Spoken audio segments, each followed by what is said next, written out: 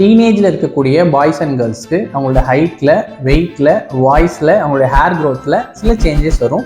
This is physical changes during adolescence. It is physiological and completely normal. பிரச்சனை என்ன?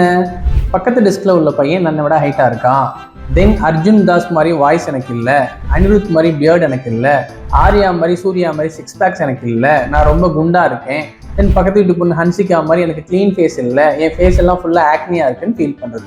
This might be a body image concern or body dissatisfaction. Social மீடியாவில் வரக்கூடிய அன்ரியலிஸ்டிக்கான images எல்லாம் பார்த்துட்டு அந்த மாதிரி இருக்கணும், இந்த மாதிரி இருக்கணும்னு சொல்லிட்டு கண்டமேனிக்கு முகத்தில் ஏதாவது அப்ளை பண்ணுறது, சிவியராக விகரஸாக டயட் இருக்கிறது அப்படிங்கிறது இல்லாமல் வி ஷுட் அக்செப்ட் க்ரோத்துங்கிறது ஒவ்வொருத்தருக்கும் ஒவ்வொரு மாதிரி வரும். And we should focus on the nutrition, exercise and mental well-being, not only the look of the person. Have a nice day.